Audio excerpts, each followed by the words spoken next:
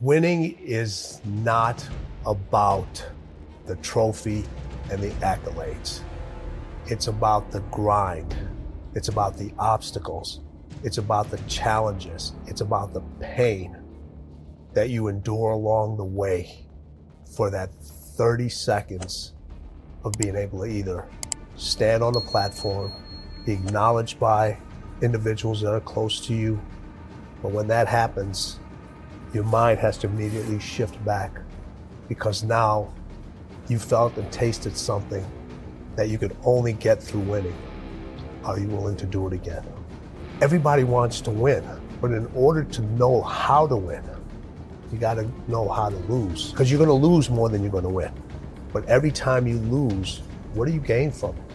So every time I've lost, people say you got to jump right back up, get back right on your feet again. And I disagree with that. After you lose, or when you get knocked down, stay down there for a minute. Understand why you lost. What were the reasons? Why are you down here? Why did you lose?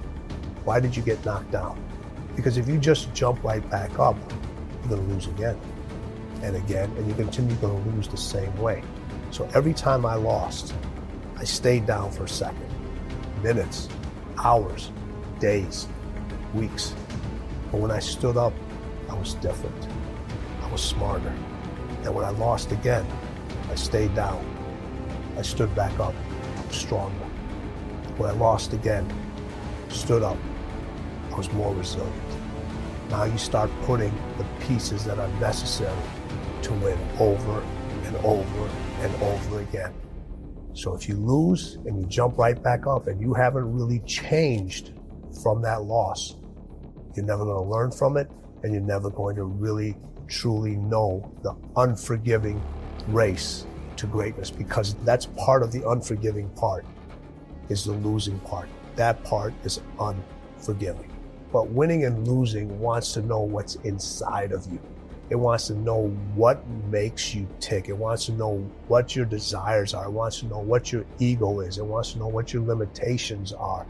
It wants to know what your mindset is. It wants to know everything about you, because winning does not lie. When you look in the mirror, you can lie and see what's on the surface. You cannot lie what's going on inside. And that's what people are not willing to see.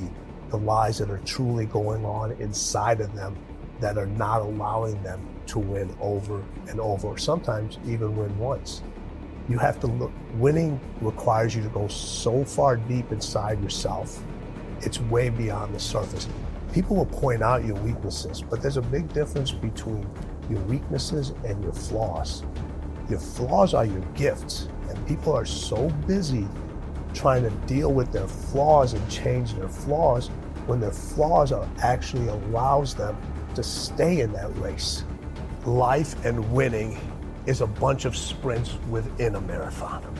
And you can't see the end line. Like in a marathon, you know where the end line is. In winning, that race may have an end line, but there's another start line right after it. For people that are really driven, and this is not about money, and this isn't about fame. This is about, you could be winning as a school teacher, you could be winning as an entrepreneur, you could be winning in business, you could be winning as an athlete, as a waiter, whatever it is, a waitress, whatever it is.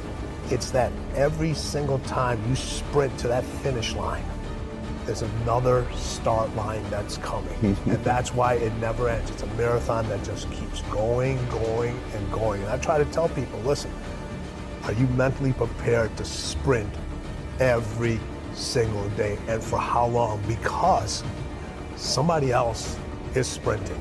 You don't want them to get what should be your win, ends up being somebody else's win. And everyone says hard work, no, we'll get you closer to that win. How many individuals have you known that you've outworked and they got that win? Winning has no loyalty to you. It has no loyalty to me. It has no loyalty to anybody. You can outwork somebody. You can outstudy them.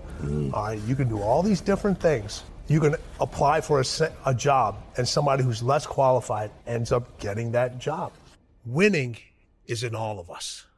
We all want to win, but the path people take to get to winning, everybody wants the end result, and they want to feel the sugar and the confetti and all that other stuff. But what you have to endure to win, no one wants to talk about.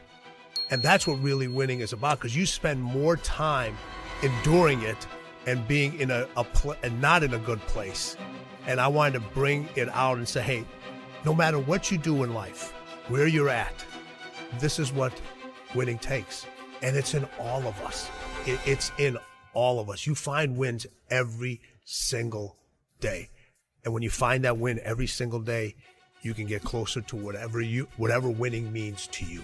They know what winning feels like, but what it takes to go down that unforgiving race to winning, they don't want to do, because it's just too hard. So they rather stay in the middle. They rather stay, because that's where the majority of the comfort is. It's in the middle. Everybody wants to be seen until it's time to be seen. Winning, in order to win, you have to be seen. And once everyone can see you, you become a target. Everyone has a perception of winning, but the book talks about everything that goes along that path and what winning will bring you. And it's not always what you anticipate to be. What's the one thing to success? What's the one thing to your success? What's the one thing to making it? What's the one thing to winning? Man, if it was that easy, everybody'd be doing it. But when you look at the road to winning, people look at you and they're like, you're a success, all right? But your road has so many more steps. Those steps are infinite. Sometimes you get to see them, sometimes you don't. Sometimes they're there, other times they're wobbly. And you don't know if that next step is going to be there, but you have enough belief in yourself to say, I know it's there. I'm going to take that step. I may miss the step. I may fall. I may get scraped. That step may go into quicksand, but I know there's another step. I know it. I believe inside me that there's another step that I have to take, that somebody else isn't making me take. And you continue to take those. Those steps are infinite. Winning is infinite. Those steps are infinite. And people don't want to continue to take those steps. I don't care what kind of shape an individual's in. The greatest athletes, as much training as they ever do, if you've ever had to run up a flight of steps, it's hard. It's extremely difficult. So when people say there's 10 easy steps, or there's 5 steps of greatness, or their steps to me are infinite. And even when you put that plan out there, people aren't willing to even take those 5 steps. Winning requires you to be different, and different scares people. So if you're worried about what others will say, the long-term effects, the sacrifices you'll make, the sleep you lose, your family being angry, I can't help you with that. There's nothing, quote, typical about lifestyle and choices you have to make. Winning is inside all of us, but for most, that's where it will stay, trapped under a lifetime of fear and worry and doubt. The race to greatness has no rules to protect you. Nothing says you're going to lose. Nothing says you're not going to get hurt. You're not going to do all this work for nothing. There's no guarantee it'll be fair. Most likely it will not be fair. You'll lose at the buzzer. You lose to someone who didn't work as hard as you did. You lose on a bad call or a bad place. Someone else will get the job. A pandemic will wipe out your season, your bank account, your career.